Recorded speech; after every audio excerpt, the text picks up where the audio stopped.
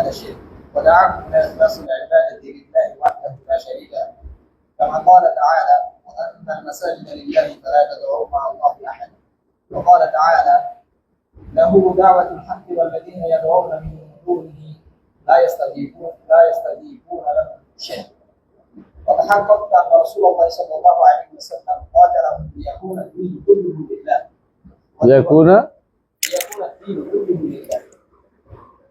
دين দোয়া আমার এখানে দোয়া সমস্যা হচ্ছে এটার উপরে এখানে বাদ পড়ে গেছে লিয়াকুনা দিন কুল্লু লিল্লাহ, তাই না? লিয়াকুনা দিনের বাদ পড়ে গেছে কিছু।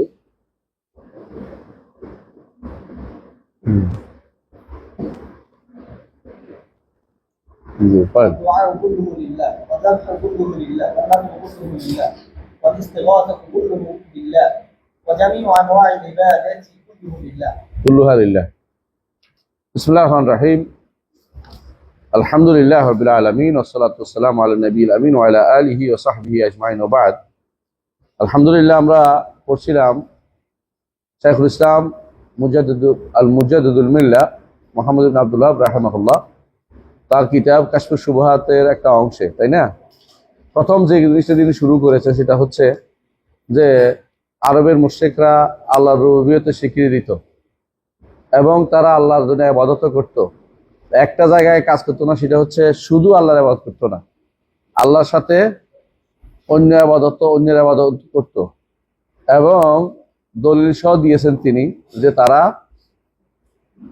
আল্লাহকে রব হিসাবে মানত এবং এই আল্লাহকে রব হিসাবে মানার পরেও তারা ঈমানে প্রবেশ করতে পারে নাই। আল্লাহকে রব মানার পরেও তারা ঈমানদার বলে বিবেচিত হয় নাই, এবং যে জায়গাতে শিরিক করতো আরবের মুশরিক, এটা হচ্ছে বর্তমান সময় এটা বলে আকীদার বিষয়। মানে আকীদার বিষয়টা বেদাতিরাও আকীদার গুরুত্ব দেয়, তাহলে বেদাতি আকীদার গুরুত্ব দিচ্ছে। তারা এটাকে বড় আকীদা মনে করে বসে আছে, অথচ এটা হচ্ছে তাদের শিরকি আকীদা নিয়ে তারা বসে আছে।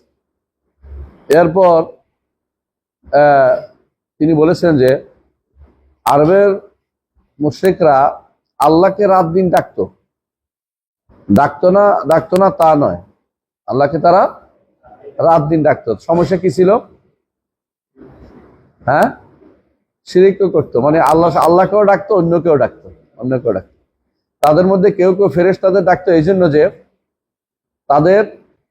তারা ভালো মানুষ, ফেরেশতারা ভালো নেককার বান্দা, আল্লাহর নৈকট্য। কি জন্য? যাদের এরা নেককার হওয়ার কারণে আল্লাহর কাছে তারা আমাদের জন্য সুপারিশ করবে, তাদের মধ্যে কেউ ফেরেশতা ছাড়া অন্য নেককার বান্দাদেরও ডাকতো, যেমন লাত, যেমন মুসা নবী, ওদেরকেও ডাকতো। এদের সবাই উদ্দেশ্য ছিল একটাই, এরা আল্লাহর কাছে আমাদের জন্য কি করবে? সুপারিশ করে বলে দিবে, আমি তো গুনাহগার বান্দা, আমার কথা কি আল্লাহ শুনবে? আল্লাহকে বললে আমরা এদেরকে বলি, এরা আল্লাহকে বলবে। জাস্ট এটা হলো মূল উদ্দেশ্য তাদের, এটাই ছিল তাদের উদ্দেশ্য। এরপর তিনি বলেছেন যে এইটা হচ্ছে মূলত আরবের মুশরিকদের শিরক, যেই শিরকের কারণে রাসূলুল্লাহ সাল্লাল্লাহু আলাইহি ওয়াসাল্লাম যুদ্ধ করেছেন তাদের সাথে। তারপর তিনি বলেছেন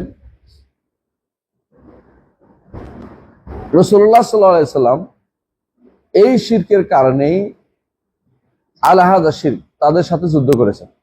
কাতালাহুম, তারা তাদের মূর্তিগুলিকে স্রষ্টা মনে করতো না, তাদের মূর্তিগুলিকে তাদের মূর্তিগুলোর শুধু ইবাদত করতো না, আল্লাহর ইবাদত করতো। মূর্তিগুলিকে শুধু নিতে হিসেবে যে মূর্তিগুলো কি করবে? আল্লাহর কাছে সুপারিশ করবে, এটার উপরে রাসূল যুদ্ধ করেছে। এখন যদি কেউ একই জিনিস মানুষে করে, যে খান জাহান আলী আমার জন্য সুপারিশ করবে, এই জন্য ওনার নৈকট্য অর্জন করতে চাই, আল্লাহর ওলিরা আমাদের জন্য সুপারিশ করবে, এই জন্য তাদের সাথে আমরা ঘুরতে ফিরতে চাই, তাহলে পার্থক্য কোথায় হলো? কোনো পার্থক্য নাই। এটাই বলতে চাচ্ছে উনি। হ্যাঁ, রাসূল এদের সাথে যুদ্ধ করেছেন। ওয়াদাহুম, যুদ্ধ করে কি বলছেন? ইলা ইখলাসিল ইবাদাতি লিল্লাহি ওয়াহদা, যে ইবাদত যত আছে সব একমাত্র আল্লাহর জন্য করতে হবে, এর কোনো অংশ কাকে দেয়া যাবে না? আল্লাহ ছাড়া কাউকে দেয়া যাবে না, আল্লাহ ছাড়া কাউকে দেয়া যাবে না। যেমন আল্লাহ তাআলা বলছেন ফালা তাদউ মা আল্লাহ আহাদা, মসজিদগুলো আল্লাহর জন্য, আল্লাহ ছাড়া কারোর জন্য কাউকে তোমরা সেখানে ডাকো না। মসজিদ বলতে সেজদার জায়গা যেমন বোঝায়, মসজিদ বলতে সেজদার অঙ্গও বোঝায়। মানে তোমার এই যে 7টা অঙ্গ, এগুলি দিয়ে আল্লাহ ছাড়া কারোর জন্য কিছু করো না। আর মসজিদগুলো আল্লাহর জায়গায়, ইবাদতের জায়গায়, আল্লাহ ছাড়া কাউকে সেখানে তুমি আর হাজির করো না। মসজিদে বসে বসে আল্লাহর বাদে কারোর জন্য ইবাদত করো না। আর মসজিদের বাইরেও নিজের অঙ্গ প্রত্যঙ্গ দিয়ে, মুখ, জিহ্বা অর্থাৎ সবকিছু দিয়ে তুমি আল্লাহ ছাড়া কারোর জন্য কিছু করিও না। এটা মাসাইদালিল্লাহি অর্থ ফালা তাদউ মা আল্লাহি আহাদা, আল্লাহর সাথে কাউকে ডেকো না। এবং বলছে ওয়াকালা তাআলা, আল্লাহ তাআলা আরো বলেছেন লাহু দাওয়াতুল হক, হকের দাওয়াত আল্লাহর, অর্থাৎ আল্লাহ তাআলা শুধু হকের দাওয়াত দিচ্ছেন। তিনি দাওয়াত দিচ্ছেন একমাত্র আল্লাহরই ইবাদত করতে হবে। লা ইলাহা ইল্লাল্লাহ, এটা দাওয়াতুল হক। কালিমাতুল হক, দাওয়াতুল হক, কালিমা তাইয়্যিবা, এটা দাওয়াতুল হক। তো দাওয়াতুল হক কার জন্য? একমাত্র আল্লাহর জন্য হবে, অর্থাৎ আমি আহ্বান করবো একমাত্র আল্লাহ ইবাদতের জন্য, এটাই দাওয়াতুল হক। কেন? এরপর অংশ বোঝা যাচ্ছে ওয়াল্লাযিনা ইয়াদউনা মিন দুনিহি, আর যারা আল্লাহ ছাড়া অন্য কাউকে ডাকে এরা দাওয়াতুল হক দিচ্ছে না, হকের দাওয়াত দিচ্ছে না। লা ইস্তাজিবুনা লাহুম বিশাই, এরা হকের দাওয়াত দিচ্ছে না, এরা কোনো কিছু ডাকে সাড়াও দিতে পারবে না। বুঝে আসছে? এরা ডাকে সাড়াও দিতে পারবে না। আল্লাহ তাআলাকে ছাড়া অন্য যাকেই ডাকুক না কেন, তাদের ডাকে কি করবে? সাড়া দিতে পারবে না, দোয়া কবুল করতে পারবে না, দোয়া কবুল করতে পারবে না। তাহলে রাসূলুল্লাহ সাল্লাল্লাহু আলাইহি ওয়াসাল্লাম যে জন্য যুদ্ধ করেছেন, একটা বড় জিনিস হচ্ছে যে একমাত্র ইবাদতকে আল্লাহর জন্য খালেস করতে হবে। এটার জন্য যুদ্ধ করেছেন, এখনো তাই করতে হবে আমাদেরকে। প্রত্যেকটি আমাদের উদ্দেশ্য থাকবে একমাত্র আল্লাহর ইবাদত করা। এইখানে কেউ বাধা হলে, এইখানে কেউ অন্যটা করলে তার সাথে আমার কোনো মিল হইতে পারে না, কারণ এখানেই শিরিক হয়ে গেছে, এখানে আমার সাথে আলাদা হয়ে গেছে। মুসলিম হইতে হলে আমরা আগেও জেনেছি বারাআতুম মিনাশ শিরক ওয়া আহলিহি হইতে হয়। শিরিক এবং মুশরিকদের থেকে নিজেকে মুসলিম হইতে হলে আলাদা ঘোষণা করতে হয়, মুসলিম হইতে হলে শিরিক এবং মুশরিকদের থেকে নিজেকে আলাদা ঘোষণা করতে হয়। সুতরাং এই জায়গাটা কিসের জায়গা? এই জায়গাটা হচ্ছে আমার এবং মুসলিম এবং কাফেরের পার্থক্য করার জায়গা। সে কি ইখলাসুল ইবাদা করছে কিনা? ইখলাসুল ইবাদা করে নাই, ওর কোনো কিছু আমার দরকার নাই, ও আমার পরিবারের সদস্য হইতে পারবে না। হ্যাঁ, নূহ আলাইহিস সালাতু ওয়াস সালামের ছেলে সদস্য হয় না, এই কারণে পরিবারের সদস্য হয় না। ইন্নাহু লাইসা মিন আহলিক ইন্নাহু আমালুন গায়রু সালিহ। ইখলাসুল ইবাদা করে নাই বলেই রাসূলের চাচা ঈমানদার হয় নাই, ইখলাসুল ইবাদা করছে বলেই বেলাল ঈমানদার। তাহলে ইখলাসুল ইবাদা লিল্লাহি ওয়াহদা, এটা হচ্ছে জীবনের প্রথম এবং শেষ মিশন। জীবনের প্রথম এবং শেষ মিশন। প্রথমে লা ইলাহা ইল্লাল্লাহ জান্নাত ঈমানদার হইতে হয়, আর শেষ মরার সময় লা ইলাহা ইল্লাল্লাহ বলতে হয়। জীবনের প্রথম এবং শেষ মিশন হচ্ছে ইখলাসুল ইবাদাতি লিল্লাহ। ঠিক আছে? তাহলে এটা যদি হয়, আমরা এটা লিখে রাখলাম, যেখানে ইখলাসুল ইবাদা হবে না সেখানে কিন্তু তাহলে আর আমাদের কারোর সাথে সম্পর্ক থাকতে পারে না, এবং কাউকে বলতে ঈমানদার বলতে পারি না। ইখলাসুল ইবাদা কাদের নাই এটা আমরা শুনবো একটু পরেই, উনি নিজেই নিয়ে আসবেন।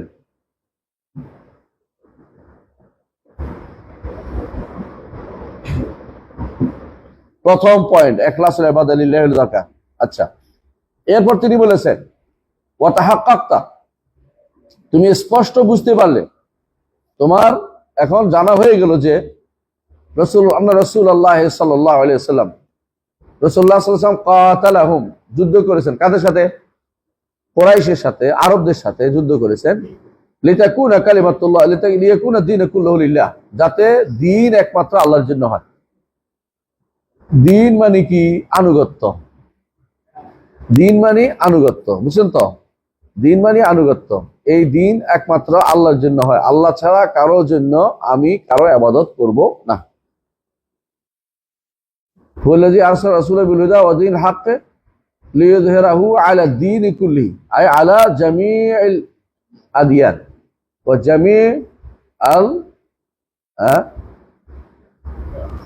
জামিআল কি বলে এগুলিকে? ফেরাক ও আল আহজাব ওয়া আলা জামি কুল্লু মা জাআ মিনাল নজরিয়াত, জামি নজরিয়াত, যত মতবাদ আসছে সমস্ত মতবাদের উপরে, যত দিনের আসছে সমস্ত দিনের উপরে, যত রকমের নতুন নতুন নতুন কিছু বা পুরাতন কিছু কেউ উদ্ভাবন করছে এদের উপরে, যত দর্শন আসছে দর্শনের উপরে কি হিসেবে স্থান দিতে হবে? আল্লাহর দিনকে। এটা আমরা গত ওয়াতে পড়েছি, ফজল ইসলামের মধ্যে পড়েছি এটা, তাই না? তাহলে লিতাকুনা কালিমাতুল্লাহি আল উলিয়া, লিতাকুনা কালিমাতুল্লাহ কোনটা? কালিমাতুল্লাহ কই? লা ইলাহা ইল্লাল্লাহ। রাসূলুল্লাহ যুদ্ধ করেছেন যাতে করে আল্লাহর দিন যে আনুগত্য শুধু আল্লাহর জন্য হবে, মেনে নেয়া আল্লাহর জন্য হবে, ইমানের জায়গাটা আল্লাহর জন্য করতে হবে, এইটা।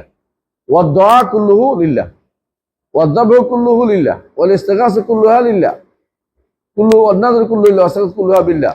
এই যে বড় বড় চারটা জিনিস উল্লেখ করেছেন তিনি। রাসূল যুদ্ধ করেছেন, প্রথম হচ্ছে দিন, দিন এবারে শাখা ছোট ছোট উল্লেখ করেছেন। একটা হচ্ছে দোয়া যেন কার জন্য হয়? আল্লাহর কাছে শুধুমাত্র চাই, আল্লাহর কাছে শুধুমাত্র চাই। আমাদের এক বন্ধু একটা বই লিখছে, শুধু আল্লাহর কাছে চাই, বইটার নামটা খুব সুন্দর। তো আল্লাহর কাছেই শুধু চাওয়া হবে। এই চাওয়া দুই প্রকারের, একটা হচ্ছে ইবাদতের মাধ্যমে চাওয়া, আরেকটা হচ্ছে সরাসরি চেয়ে বসা। দুইটা জিনিস আছে না? যেমন আপনি বলেন রব্বানা আতিনা ফিদ দুনিয়া, এটা হলো সরাসরি চাওয়া। আরেকটা হলো সুবহান রাব্বিয়াল আলা, সুবহান রাব্বিয়াল আযীম, এটাও চাওয়া। এটা হলো প্রশংসার মাধ্যমে চাওয়া। প্রশংসার সব দুই রকমের চাওয়াই ইসলামী শরীয়তে কি হয়? ইবাদত। ইসলাম শরীয়ত ইবাদত, এই দুই রকমের চাওয়াই। এই দুইটা কার জন্য হবে? একমাত্র আল্লাহর কাছেই চাইতে হবে। এখন অন্য কারোর কাছে কি চাওয়া যাবে? হ্যাঁ যাবে। কখন? যদি উপস্থিত হয়, সক্ষম হয়, এবং না উপস্থিত হয়, সক্ষম এবং জীবিত হয়। সক্ষমের মালিকানার ভিতরে অন্তর্ভুক্ত এই জন্য উপস্থিত হয়, হাইয়ুন কাদিরুন, হাইয়ুন হাদিরুন কাদিরুন, হাইয়ুন হাদিরুন কাদিরুন। এই তিনটা হলে চাইতে পারবেন আপনি, কিন্তু চাওয়াটা উত্তম না, চাওয়াটা উত্তম নয়। সবসময় না চাওয়াটা উত্তম। মানুষের কাছে, সৃষ্টির কাছে না চেয়ে, জুতা ছিঁড়ে গেল আল্লাহর কাছে চাওয়া উচিত। জুতা ছিঁড়ে গেল আল্লাহর কাছে, আল্লাহ ব্যবস্থা করে দিবে। হ্যাঁ, আল্লাহ ব্যবস্থা করে দিবে এই হিসেবে। তাহলে প্রথমত রাসূলুল্লাহ সাল্লাল্লাহু আলাইহি ওয়াসাল্লাম যাদের সাথে যুদ্ধ করেছেন, কি জন্য যুদ্ধ করেছেন? দিন যেন আল্লাহর জন্য হয়ে যায়, অর্থাৎ সমস্ত মানুষ যেন আল্লাহর আনুগত্য করে, আর কারো দিকে ধাবিত না হয়, কারো কাছে নিজেকে মাথা নত করে না দেয়। খুদু আল্লাহর জন্য যেন হয়, বিনয় যেন আল্লাহর জন্য হয়, এবং দোয়া শুধু আল্লাহর কাছেই করে। একজন মানুষ তার সমস্ত চাওয়া পাওয়া কার কাছে করবে? আল্লাহর কাছে। ইজা সাআলতা ফাসআলিল্লাহ ওয়া ইজা ইসতাআনতা ফাস্তাইন বিল্লাহ, এটা শিখিয়ে দিয়েছে রাসূলুল্লাহ সাল্লাল্লাহু আলাইহি ওয়াসাল্লাম। ওয়াযযাবু কুল্লু লিল্লাহ, আর জবে হবে শুধু কার জন্য? আল্লাহর জন্য। আল্লাহর জন্য জবে, আর আল্লাহর নামে জবের মধ্যে একটু পার্থক্য আছে রে। আল্লাহর নাম ছাড়া অন্য কারণে জবে করলে এটা খাওয়া যায় না। ওয়ালা তাকুলু মিম্মা লাম ইয়াযকুর ইসমুল্লাহ আলাইহি, ওগুলি খেও না যেগুলি আল্লাহর নামে জবে করা হয় না। এটা একটা কথা। আর আল্লাহর নামে জবে করছে, তবে তার উদ্দেশ্য হচ্ছে মেহমান খাওয়াবে, এটা জায়েজ কিনা? জায়েজ। বুঝাইছে কথাটা? এটা জায়েজ। সে নৈকট্য উদ্দেশ্য নেয় নাই, এটাতে কোনো সমস্যা নেই। নৈকট্য যখন উদ্দেশ্য হবে তখন আল্লাহর জন্য খাস হয়ে যাবে। কারণ গরু একজন জবে করছে, গরু আল্লাহ নামে জবে করছে, উদ্দেশ্য গরু বিক্রি করবে, জায়েজ। এটা শিরকের ভিতরে পড়বে না, কারণ সে নৈকট্য উদ্দেশ্য কিছু জন্য নেয় নাই, সে আল্লাহর নামে জবে করছে। শরীয়তে আল্লাহর নামে জবে করার অনুমতি আছে। ফাকুলু মিম্মা রাযাকাকুমুল্লাহু হালালান তাইয়্যিবা। আবার আল্লাহ তাআলা বলছেন যে রাসূলুল্লাহ সাল্লাল্লাহু আলাইহি ওয়াসাল্লাম বলছেন, কুল মা আনহারাদ দাম, যা রক্ত প্রবাহিত করে দেয় সেটা খাও। এবং কোরআন কারীমে এটাও বলেছেন যে ওয়ালা তাকুলু মা লাম ইয়াযকুর ইসমুল্লাহ আলাইহি, আর যেগুলি আল্লাহর নামে জবে করে এগুলো খাইতে নিষেধ করা হয়েছে। যেগুলো আল্লাহর নামে জবে করে এগুলো খাইতে বলছে। তাহলে বোঝা গেল যে জবেরও একই অবস্থা, বুঝেন? মানে দোয়ার ক্ষেত্রে আমরা বলছি দুইটা দোয়া আছে না, দুইটা দোয়া, এই দুইটা দোয়াই কি আল্লাহর জন্য খাস। একটা হলো চাওয়ার দোয়া, একটা হলো প্রশংসার দোয়া। দুইটা দোয়া আল্লাহর জন্য খাস। আরেকটা দোয়া আছে এখানে, সেটা হচ্ছে যেটা হাইয়ুন কাদিরুন এবং হাইয়ুন কাদিরুন হাদিরুন, এই তিনজনের কাছে জীবিত, উপস্থিত এবং সক্ষমের কাছে চাইলে এটা জায়েজ। আরেকটা দোয়া আছে এর বিপরীতের দোয়া, যেটা এটা শিরিক। কোনটা? এই তিনটি শর্ত না পাওয়া গেলে, যে কোনো একটা বাদ গেলে সেটা কি হয়ে যাবে? শিরিক হয়ে যাবে। তাহলে জায়েজ বা বুঝলাম আমরা এটা। জবের ক্ষেত্রেও এরকম কিছু জায়গা আছে। জবে তো একমাত্র আল্লাহর জন্য হবে, এটা আল্লাহর নামে যেন জবেটা হয় এক। দ্বিতীয়ত নৈকট্য তালাশের জন্য, নৈকট্য লাভ করতে হলে, আল্লাহর নৈকট্য লাভ করতে হলে এই জবে আল্লাহ ছাড়া কারোর জন্য করতে পারবেন না। কিন্তু আপনি গোস্ত খাওয়ার জন্য, গোস্ত বেচার জন্য আল্লাহর নামে জবে করছেন, তো এটা আবার অসুবিধা নাই। ইরানে যারা গেছে, আমাকে একজন বলছে, ইরান ডাক্তার ছিল, বলতেছে আপনি খুবই সম্মানিত ব্যক্তি হলে ইরানে কি করে, ওরা আপনার নামে একটা জবে করে, খায় না ওটা, ওরা সম্মান করার জন্য জবে করে। অনেক সময় দেখবেন যে আমাদের দেশে যারা অন্য ধর্মের লোক আছে, বা আমাদের মুসলিমদের মধ্যে যারা অন্য যারা প্রভাবিত, অনেকে দেখবেন যে রাস্তার তিন কোণার মধ্যে একটা প্রাণী জবে করে বলি দিয়ে জবে করে চুয়ে আসছে। তার উদ্দেশ্য কার জন্য? জিনের জন্য, জিনদের জন্য, ওদের সন্তুষ্টির জন্য। এই ওদের সন্তুষ্টির জন্য, ওদের নৈকট্যের জন্য যে জিনিসটা করা হবে, ওইটাই শিরকের জবে। এর বাইরে হালাল জবে আছে, আপনি ইচ্ছা করলে আল্লাহর জন্য জবে করছেন, হ্যাঁ, মেহমানকে খাওয়াবেন, অথবা বিয়েতে আপনার ওরস দিবেন, এইটা, অথবা আপনি নিজে খাবেন, অথবা ব্যবসা করবেন, এগুলি কোনো, এই জবেতে কোনো সমস্যা নাই, এই জবেতে কোনো সমস্যা নেই। নৈকট্যের জবে যেটা, অথবা আল্লাহ সন্তুষ্টি করার জন্য জবে যেটা, ওই জায়গাটা একমাত্র আল্লাহর জন্য হতে হবে। ওখানে কোনো শিরিক করলে সেটা অবশ্যই মুশরিক। এখন অনেকেই বলেন কবরের কাছে গেছি আমরা জবে করছি, আমরা উদ্দেশ্য আমাদের খাওয়া। এটা দুই দিক থেকে সমস্যা। একটা হচ্ছে কবরের কাছে গেছেন যে উদ্দেশ্য কিন্তু কবর লাগে সন্তুষ্ট করা, তাহলে এটা শিরিক হয়ে গেল। আরেকটা হচ্ছে আপনি বাসার মধ্যেই জবে করছেন আল্লাহর নামে, উদ্দেশ্য হচ্ছে কবর লাগে খুশি করা, এটাও শিরিক হয়ে গেল। আবার আরেকটা হলো বাসার মধ্যে আপনি আল্লাহর নামে জবে করছেন, উদ্দেশ্য হচ্ছে আল্লাহর নামে জবে করছে, বাসার মধ্যে জবে করছেন আল্লাহকে খুশি করার জন্য, নাম নিতে ভুলে গেছেন, সেটা কিন্তু খাওয়া যাবে। ভুলে গেছেন, ইচ্ছাকৃত নেন নাই, খাওয়া যাবে না। তাহলে এগুলি খাওয়া যাবে। হারামের জায়গাও আছে কিছু, হালালের জায়গাও আছে, শিরকের জায়গাও আছে। এগুলিকে আপনাকে আলেমদের কাছ থেকে জেনে নিতে হবে। সব জায়গায় আপনি একরকম মনে করবেন না, বুঝে আসছেন? তো জবে কার জন্য হবে? একমাত্র আল্লাহর জন্য হবে। কোন জবে? সেটা জবু তাকাররুব, জবু তারাদ্দি, যা দিয়ে আল্লাহকে সন্তুষ্ট করতে চাচ্ছেন, যা দিয়ে আল্লাহ নৈকট্য অর্জন করতে চাচ্ছেন, বা কারো নৈকট্য অর্জন করতে, এই নৈকট্য আল্লাহ ছাড়া কারোর জন্য করতে পারবেন না। এটা একমাত্র আল্লাহর জন্য হতে হবে। আর নামের ক্ষেত্রে সবসময় আল্লাহর নাম থাকতে হবে। আল্লাহ নাম ছাড়া যদি কোনো আপনি বলেন যে আল্লাহ সন্তুষ্টির জন্যই করছি, কিন্তু অন্য নাম নিচ্ছেন, তাও দুই প্রকার। যদি ইচ্ছাকৃত হয় তাহলে হারাম হয়ে যাবে, আর অনিচ্ছাকৃত হইলে তখন হালাল হবে। ইচ্ছাকৃত ভুলটা করে নাই সে। পার্থক্য বুঝছেন তো? এটা খেয়াল রাখতে হবে। জি, ওয়ান্নাযরু কুল্লুহু লিল্লাহ, ওয়ান্নাযরু কুল্লুহু লিল্লাহ। নজর কার জন্য হবে? আল্লাহর জন্য হবে। নজর কি জিনিস? মানত বুঝছি। নজর দুই প্রকার, একটা হচ্ছে শর্তযুক্ত, একটা হলো শর্ত মুক্ত। শর্তযুক্ত এর কিরকম? আল্লাহ আপনি যদি আমাকে দেন, আমি আপনার জন্য দিব, এটা হারাম, এটা জায়েজ নেই। এই জাতীয় মানত হচ্ছে শরীয়ত নিষিদ্ধ মানত। আরেকটা মানত হচ্ছে শর্ত বাদে, আমি মান্যত করছি আপনার জন্য একটা রোজা রাখবো। এটা মূলত অনেকটা ওয়াদার মতো, এটা পূরণ করতে হবে।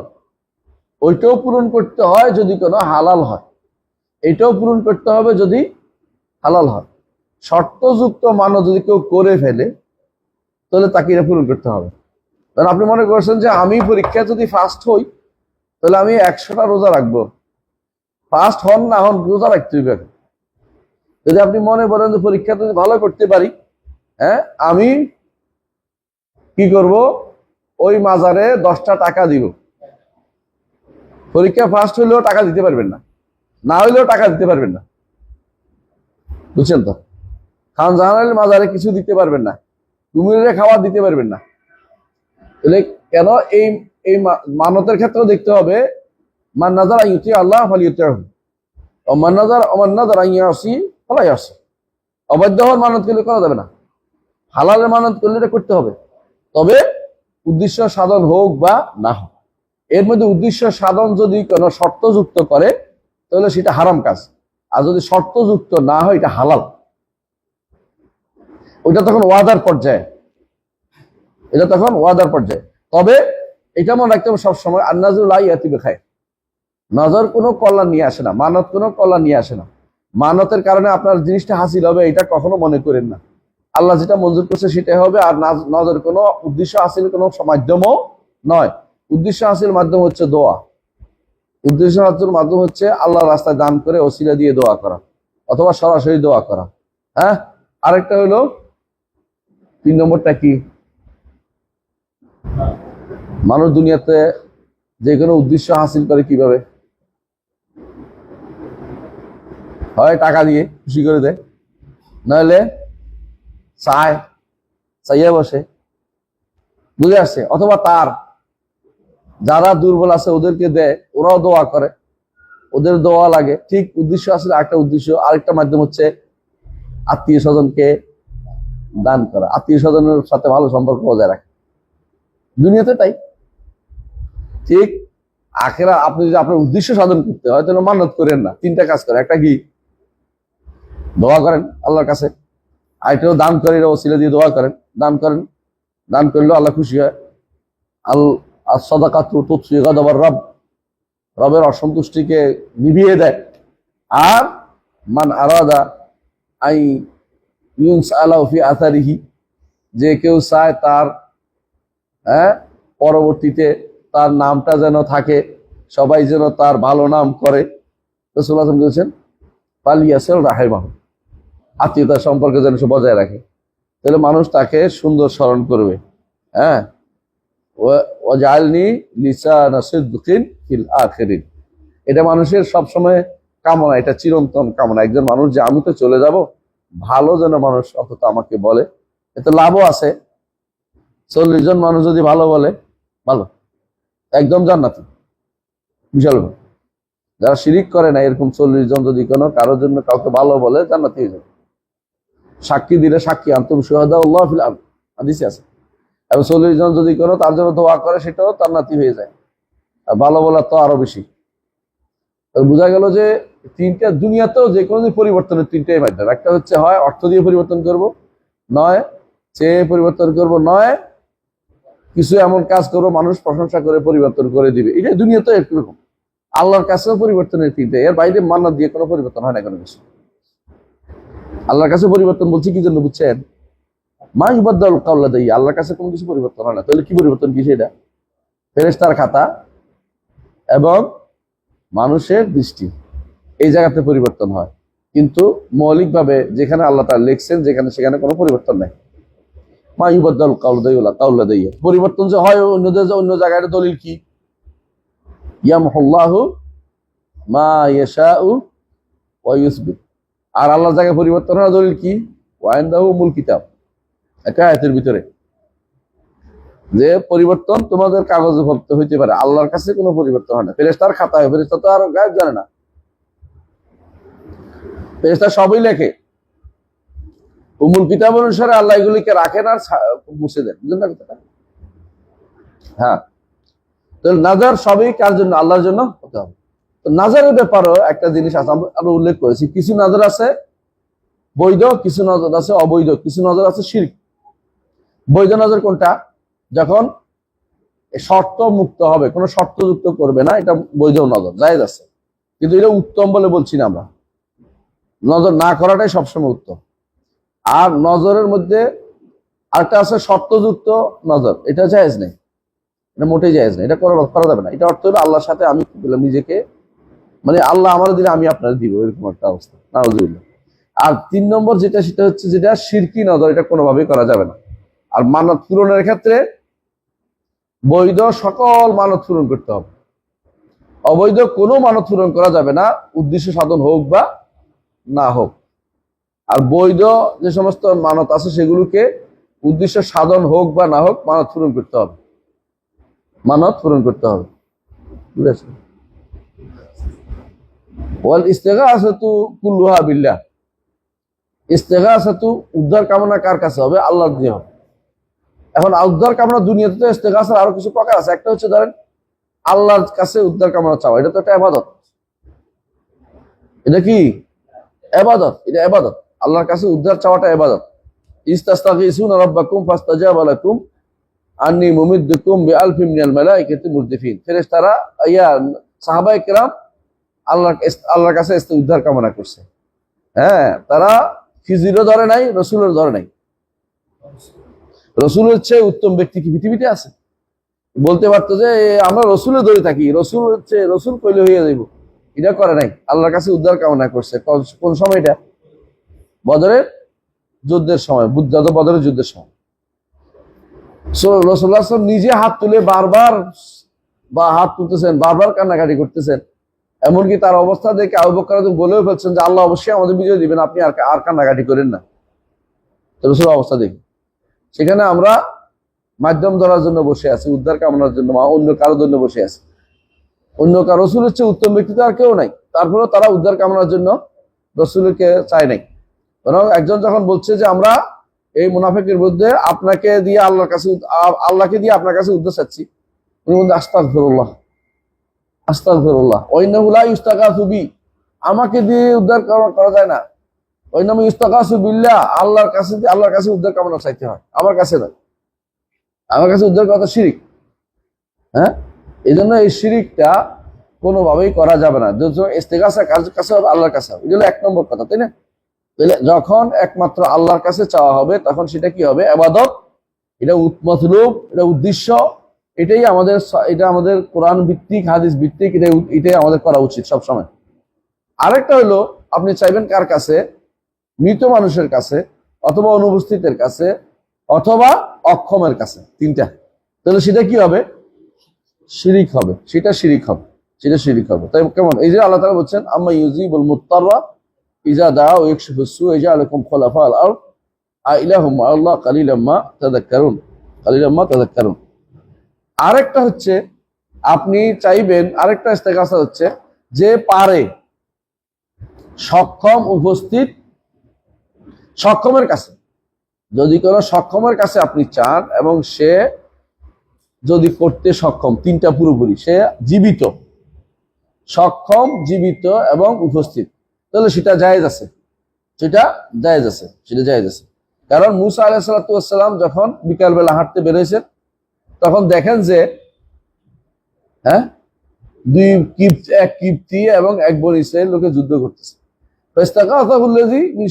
তার দলের বনী ইসরাইল বলে, এ মুসা, আমার একটু হেল্প, আমার মাইরে ফেললো রে।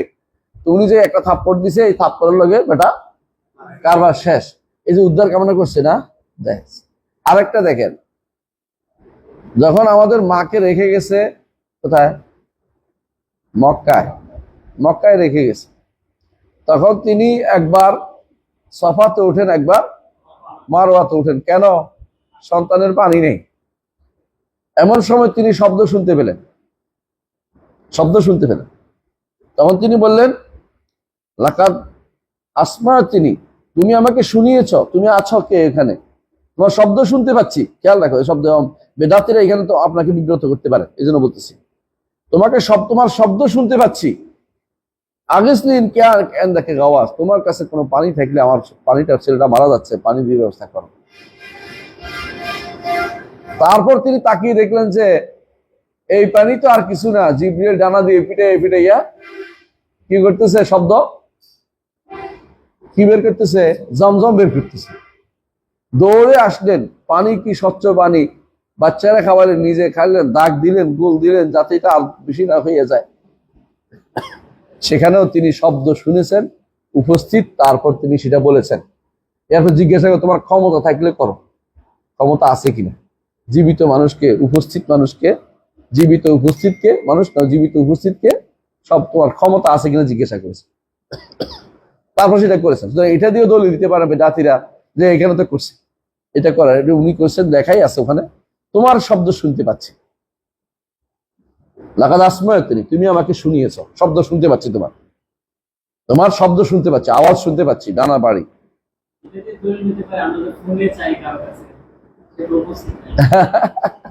এটা দিয়ে তো লইতে পারে, ঠিকই বলছো।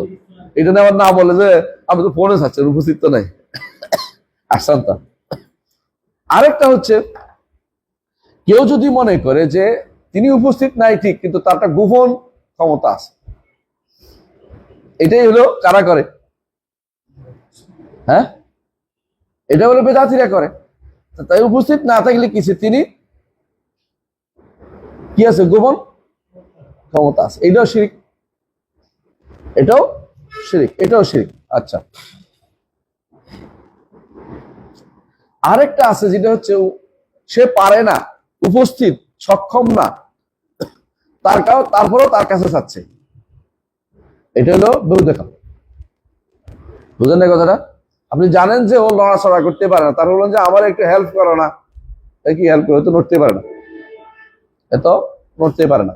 তাহলে বোঝা গেল যে ইস্তেগাসার প্রকারগুলিও আমাদের জানা দরকার, ঠিক আছে? তো যেইটা ইস্তেগাসা কার কাছে হবে? আল্লাহর কাছেই হবে। আল্লাহর কাছে করলে একদিকে ইবাদত হয়, জায়েজও হয়, আর অন্যের কাছে করলে কখনো জায়েজ হয়, কখনো শিরিক হয়, এর বাইরে না। জায়েজ হয় কখন? যখন তিনটা শর্ত পূরণ হবে। আচ্ছা, এরপর বলছে জামিউ ইবাদাতি ও জামিউ আনওয়াইল ইবাদাতি কুল্লুহা লিল্লাহ। আর এই জন্য রাসূলুল্লাহ সাল্লাল্লাহু আলাইহি ওয়াসাল্লামকে আল্লাহ তাআলা পাঠিয়েছেন ওই কাতালাহুমুল ফাসলের সাথে জড়িত, বুঝছেন? রাসূলুল্লাহ সাল্লাল্লাহু আলাইহি ওয়াসাল্লামকে আল্লাহ তাআলা পাঠিয়েছেন যুদ্ধ করতে, কি জন্য? যাতে যাবতীয় ইবাদত একমাত্র আল্লাহর জন্য হয়। ইবাদত কারোর জন্য আর কিছু কিছু না হয়, একমাত্র আল্লাহর জন্য যাবতীয় ইবাদত হয়। ইবাদত বলতে যা বোঝায় সেটা কার জন্য হবে? আল্লাহর জন্য হবে। আমরা এটাই বলছি ইখলাসুল ইবাদাতি লিল্লাহ। জি, চলেন। وعرفت أن إقرارهم بتوحيد الربوبية لم يدخلهم في الإسلام، وأن قصدهم الملائكة أو الأنبياء أو الأولياء يريدون شفاعتهم والتقرب إلى الله بذلك هو الذي أحل دماءهم وأموالهم. আর আপনার উপরে আসতেছে, যখন আপনি বুঝতে পারলেন যে তাওহীদুর রুবুবিয়্যাহ তাদেরকে ইসলামে প্রবেশ করায় নাই, এবং তারা ফেরেশতা, নবী, ওলি আল্লাহদের সবার কাছে কি চাইছে? সুপারিশ চাচ্ছে, নৈকট্য চাচ্ছে। এইটার কারণে ইয়ে হয়ে গেছে, তাদের রক্ত, জান ও মাল হালাল হয়ে গেছে।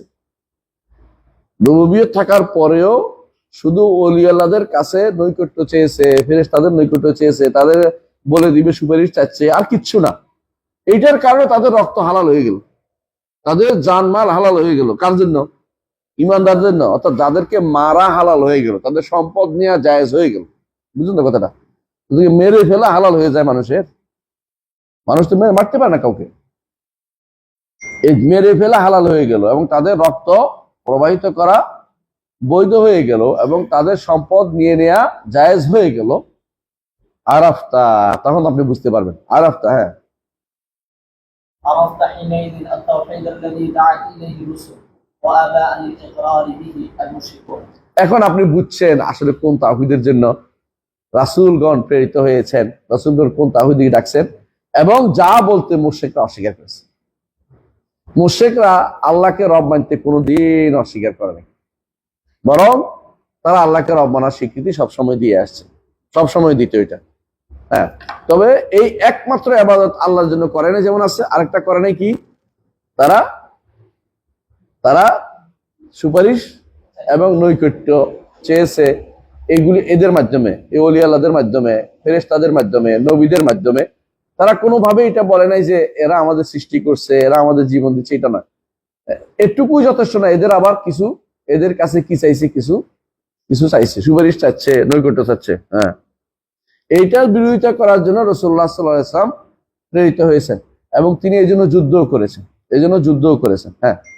وهذا التوحيد هو معنى قوله لا إله إلا الله، فإن الإله عندهم هو الذي يقصد لأجل هذه الأمور، سواء كان ملكا أو نبيا أو وليا أو شجرة أو قبرا أو جنيا. طيب, বলতেছে হাযা তাওহীদ ওয়া মানা কাউলিকা লা ইলাহা ইল্লাল্লাহ। এই তাওহীদ হচ্ছে লা ইলাহা ইল্লাল্লাহর অর্থ, লা ইলাহা ইল্লাল্লাহ, অর্থাৎ আল্লাহ ব্যতীত সত্য কোনো ইলাহ নেই। ইলাহ অর্থ, এটা গুরুত্বপূর্ণ একটা জায়গা, যে কি জন্য মতভেদ হইল। আমি আর শিরক ফিল কাদিম ওয়াল হাদিসের মধ্যে শুরুতেই উল্লেখ করেছি, এটা উম্মতের সবচেয়ে বড় যে জায়গাতে যে জায়গাতে উম্মতের মধ্যে সবচেয়ে বড় বিভ্রান্তি আসে সেটা হচ্ছে ইলাহ শব্দের অর্থ না জানা। ইলাহ অর্থ এখনকার মানুষদের কাছে ইলাহ অর্থ হচ্ছে আল খালেক, আল মালিক, আল মুদাব্বির। অথচ কোরআন হাদিসের ভাষায় ইলাহ অর্থ হচ্ছে আল মাবুদ, আল মুতা। বুঝেন তো? আল মাবুদ, আল মুতা। তাহলে এখন বোঝা যাচ্ছে যে বড় সমস্যা হচ্ছে এই জায়গায় ইলাহ শব্দের অর্থ নির্ধারণের ক্ষেত্রে। লা ইলাহা ইল্লাল্লাহ বলে, এরপর আল্লাহ ছাড়া তো কাউকে স্রষ্টা মনে করতেছি না, আল্লাহ ছাড়া কেউ কিছু দিতে পারে না, আল্লাহ ছাড়া কেউ কিছু দেয় না, সব বলে। ও আল্লাহ ছাড়া কে দেয় না, দিতে পারে না, এগুলো তো বিশ্বাসের জায়গা।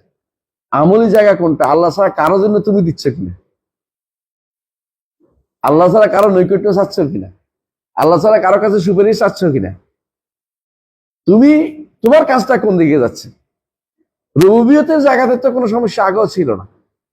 এখন উলুহিয়াতের জায়গা, তুমি যে ইলাহ শব্দের অর্থ না বুঝে তুমি যে ইলাহ রব বানাই ফেলছো, ইলাকে ইলাহ অর্থ রব বানাই ফেলছো, এখানে সমস্যাটা আছে। এই জন্য বলতেছে এই যে নবী রাসূলদের যে তাওহীদ, এটা হচ্ছে লা ইলাহা ইল্লাল্লাহ প্রতিষ্ঠা করা, ইখলাসুল ইবাদাতি লিল্লাহ। এখন তুমি যে সমস্যা হচ্ছে এই নৈকট্যের জন্য, অর্থাৎ ওয়াল্লাযী ইউকসাদু লিআজলি হাযিহিল উমুর, যাকে এই জিনিসগুলোর উদ্দেশ্য নেওয়া হয়। কোন জিনিসগুলোর জন্য না, কোন জিনিসের জন্য উদ্দেশ্য নেওয়া হয়? হ্যাঁ, দোয়া, যাবহ, নাযার, ইস্তিগাসা, তাকাররুব, শাফা, এগুলির জন্য যাদের কাছে উদ্দেশ্য নেওয়া হয়, এইটাই হচ্ছে ইবাদত। যে বুঝাচ্ছে, বুঝছো নি? ওয়াল্লাযী ইউকসাদু লিআজলি হাযিহিল উমুর, যেগুলি গেছে একমাত্র আল্লাহর জন্য হওয়ার কথা ছিল না, কতগুলি কি বলছে? দোয়া, ইস্তিগাসা, শাফা, তাকাররুব, তারপরে যাবেহ, তারপরে নাজার, এই যতগুলি কথা বলছে এগুলি কার জন্য হওয়ার দরকার ছিল? একমাত্র আল্লাহর জন্য। তো লা ইলাহা ইল্লাল্লাহর অর্থ হচ্ছে এগুলি আল্লাহর জন্য হবে। বুঝে আসছে কথাটা? এগুলি আল্লাহর জন্য হবে। এগুলি হইতে পারবে না কার জন্য? মালাকের জন্য, নবীর জন্য, অলির জন্য, গাছের জন্য, কবরের জন্য, জিন্নির জন্য হইতে পারবে না। এটা হলো উদ্দেশ্য। লা ইলাহার অর্থ উদ্দেশ্য কি? এগুলি আল্লাহর জন্য হবে। এগুলি কার জন্য হবে না? কোনো মালাকের জন্য হইতে পারবে না, কোনো কোনো ফেরেশতার জন্য হইতে পারবে না, নবীর জন্য হইতে পারবে না, অলির জন্য হইতে পারবে না, গাছের জন্য, মাছের জন্য, কবরের জন্য, জিন্নির জন্য, অথবা শাহজালালের কবরের কুমিরের জন্য, অথবা অমুকারের গজার মাছের জন্য, এগুলির জন্য হইতে পারবে না। এইটাই হচ্ছে এটাই হচ্ছে উদ্দেশ্য। এগুলির জন্য যখন করতো তখনই বাধাটা আসছে। এগুলির জন্য করতো কারা? আরবের মুশরিকরা। এখন যারা করে ওরা কিন্তু এই কাজটাই করে। বুঝে আসছে? তাহলে হাযিল উমুর বলতে কোনগুলি বুঝাইছে? যেগুলো আগে গেছে। হাযিল উমুর তো বুঝতে পারছো? আগে যেগুলি গেছে, আগে যেগুলি গেছে এগুলো। তাহলে হাযিল উমুরটা না বুঝলে অনেক সময় ভুল বোঝা হবে। যে যার কাজ, যাকে এই জিনিসগুলোর জন্য উদ্দেশ্য করা হয়, দোয়া, ইবাদত, ইস্তিগাসা, তাকাররুব, সাফা, এগুলি দিয়ে যার উদ্দেশ্য করা হয়, এটাই হচ্ছে একমাত্র আল্লাহর জন্য হতে হবে। এইটা যদি কোনো কেউ মালাককে দেয়, নবীকে দেয়, অলিকে দেয়, গাছকে দেয়, কবরকে দেয়, অথবা জিন্নিকে দেয়, অথবা যেটাই দেয়, এটাই হচ্ছে মূলত শিরিক। এবং এটাই হচ্ছে ইলাহ মনে করা, এটাই হচ্ছে ইলাহ বলা। ইলাহ শব্দ মূলত হচ্ছে ইবাদা, যার জন্য উদ্দেশ্য করা হয় তাকে ইলাহ বানানো হয়। সহজ কথা এটা। যাকে ইবাদত দিয়ে উদ্দেশ্য বানানো হয় তাকে ইলাহ, তিনি ইলাহ হয়ে যায়। যাকে ইবাদত দিয়ে উদ্দেশ্য নেওয়া হয় সে ইলাহ হয়ে যায়। হ্যাঁ, এই জন্য বলতেছে লাম ইউরিদু, তারা চায় নাই। কারা? আরবের মুশরিকরা। আন্নাল ইলাহা হুয়াল খালিক, তারা বলে নাই যে ইলাহ হচ্ছে কি খালিক, রাজিক, মুদাব্বির। এইটা তারা উদ্দেশ্য নেয় নাই। তারা উদ্দেশ্য ইলাহ দ্বারা তাদের উদ্দেশ্য হচ্ছে এটা যে মালাককে, নবীকে, ওলিকে, সাজারা গাছ দিলেই ইলাহ বানানো হয়। এই জন্য তারা লা ইলাহা ইল্লাল্লাহ বলতে চাইতো না। তারা বলছে লা ইলাহা ইল্লাল্লাহ বললে বুঝলে আমাদের এই ইবাদতের কোনো অংশ কারো দিতে পারবো না, এদেরকে দিতে পারবো না। বুঝে আছে? লা ইলাহা বললে যদি কোনো এই জন্য তার লা ইলাহা বলতে, আর আমরা লা ইলাহা ইল্লাল্লাহ বলি সাথে এগুলো করি, কারণ আমরা লা ইলাহা অর্থ বুঝিনি, ইলাহ অর্থ বুঝিনি। এই জন্য আমাদের শেখ আব্দুল্লাহ ইবনে ইমান হাফিজাহুল্লাহ তিনি সবসময় বলতেন যে উম্মতের মধ্যে বড় সমস্যা হচ্ছে ইলাহ শব্দ না বুঝা। যতদিন ইলাহ শব্দের সঠিক অর্থ না বুঝবো অতদিন পর্যন্ত বিভ্রান্ত থাকবে, বিভ্রান্ত সোজা হবে না। যে ইলাহ বললে তারা বুঝতো যে আজাল আলিহাতা ইলাহ ওয়াহিদা, অর্থাৎ সমস্ত উদ্দেশ্য কি একজনের জন্য হয়ে যাবে। তো আমাদের এত যে আমরা দোয়া করি, এটা করি, এটা করি, সাইয়া সংগঠন করি, এগুলি তৈরি তো আর দিতে পারবো না। এই জন্য তারা জীবনে লা ইলাহা ইল্লাল্লাহ বলতে চাইতো না, বলতে পারবো না, ওরা বলা যাবে না। কিন্তু এরা এরা আমরা এখন আমাদের দেশে এখন পৃথিবীতে বা যারা মুশরিক শিরিক করে মুসলিমদের মধ্যে লা ইলাহা ইল্লাল্লাহ বলে, জিকিরও করে, সারাদিন জিকির করতে করতে বেহুশ হয়ে যায়, জিকির করতে করতে গাছে উঠে যায়, মাছে উঠে যায়, যা আছে তা করে, কিন্তু আবার হ্যাঁ শিরিকও করে। অর্থাৎ উদ্দেশ্য কাকে নেয়? এদেরকে নেয়, আল্লাহ সাল্লামকে নেয়। লাম ইউরিদু, আরবের মুশরিকরা কখনোই ইচ্ছা করে নাই আন্না লিল্লাহি ওয়াল খালিকুল মালিকুল মুদাব্বির ফা ইন্নাহুম পড়ো فإنهم يعلمون أن ذلك لله وحده কামা কাদ্দামতু লাকা, কারণ তারা ভালো করে জানতো এগুলি আল্লাহর জন্য, এগুলি তারা শিরিকও করতো না, শিরিকের জায়গাতে আসে না ওরা। এখনকার সময় এগুলি তো শিরিক করে, এগুলি তো শিরিক করে, কিন্তু এগুলিতে শিরিক করলেও যদি আমি শেষেরটা বন্ধ করিতে পারি তাহলে এগুলি শিরিকও করবে না। কথা বুঝতে পারছি? আমি যদি বলেন সমস্ত ইবাদত একমাত্র আল্লাহর জন্যই করবো, আমরা কারো কাছে চাইবো না, কারো কাছে করবো না, তো অন্যগুলি শিরিক করে, শিরিক করতে হলে আল্লাহরে আমি স্রষ্টা, আল্লাহকে আমি অন্য কাউকে স্রষ্টা বলে আমার লাভ রাখি, কারণ আল্লাহর জন্য ইবাদত করতে হচ্ছে। এই জন্য ইবাদত যদি একমাত্র আল্লাহর জন্য হয়ে যায়, বাকিগুলি শিরিকে থাকতে পারে না, বাকি শিরিক সময় পায় না, আর জায়গা পায় না। এই জন্য দেখবা যে মুওয়াহহিদ যারা, তাওহীদবাদী যারা, যাদেরকে আমরা সালাফি বলি, সহি আকীদা মানহাজে বলি, তারা দেখবে কোথাও শিরিক করে না, এখানে না ওখানে করে না। মানে তারা রুবুবিয়তে করে না, আসমা সিফাতে উলুহিয়তে করে না। আর যাদের ইবাদতে আল্লাহর জন্য কাজ করার সমস্যা, তারা সব জায়গাতে তাদের সমস্যা, সব জায়গায় তারা শিরিক করে থাকে, কারণ তারা আসলে ইবাদতের ইলাহ শব্দের অর্থ বুঝতে পারেনি, ইলাহ শব্দের অর্থ মূল অর্থ বুঝতে পারেনি। হ্যাঁ, ওয়াইনামা يعنون بالإله ما يعني به المشركون في زماننا بلفظ السيد، فأتاهم النبي صلى الله عليه وسلم يدعوهم إلى كلمة التوحيد وهي لا إله إلا الله. وإنما يعنون بالإله ما يعني المشركون في زماننا بلفظ السيد। কথা বুঝো, এটা বুঝাইছে শাইখুল ইসলাম মুহাম্মদ ইবনে আব্দুল্লাহ রাহমাতুল্লাহ জামানায় আমাদের দেশে এমন যেমন আছে সৈয়দ পরিবার লোক আছে না, কয় না সৈয়দ বংশের লোক, বুঝলেন? সৈয়দ আব্দুল কাদের জিলানী, সৈয়দ অমুক, সৈয়দ অমুক। কেন সৈয়দ নিয়ে তো টানাটানি করে? বিরাট মহিরু মানে কি বড় গাছ না, বুঝছ কিনা? এই বিশাল বেটার অধীন যদি থাকতে পারি, আমার মতো লোক তো এমনি পারে দিব, এরকম চিন্তা ভাবনা করে, বুঝছ কিনা?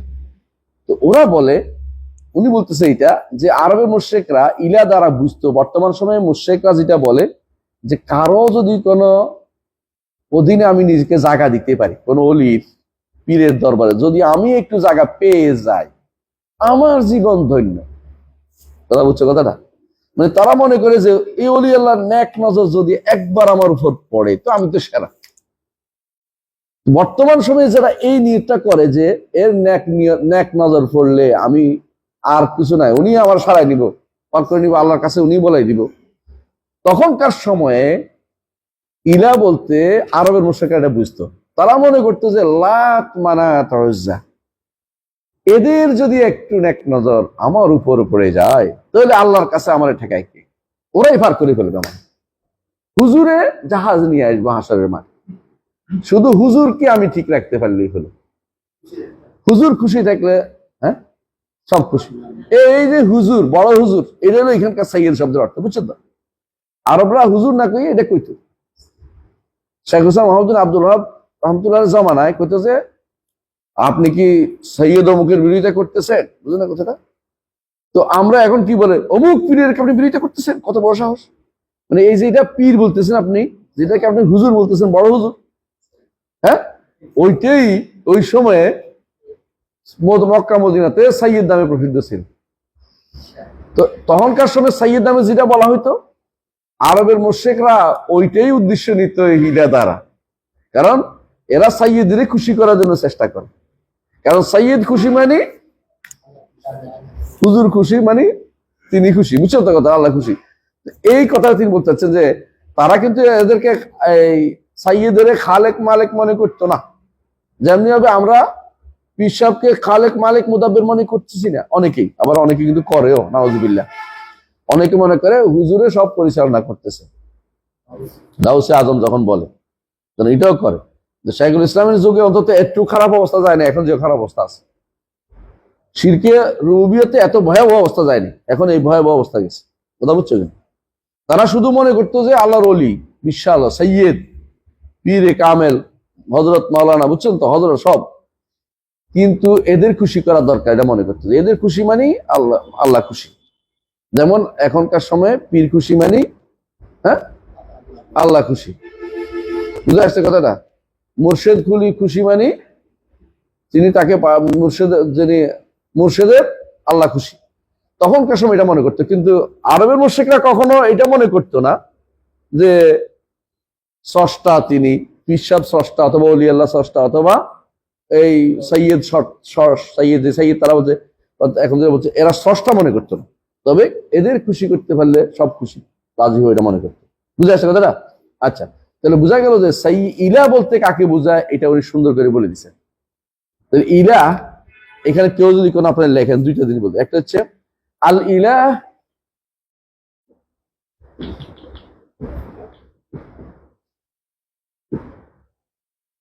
মফহুমিল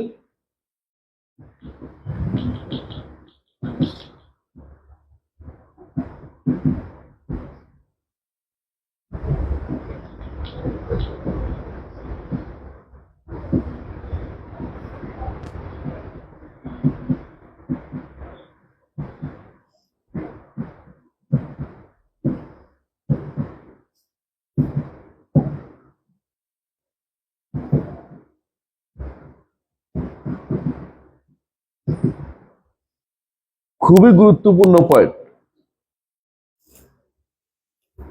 ইলা, মুশরিকদের কাছে ইলা কি ছিল?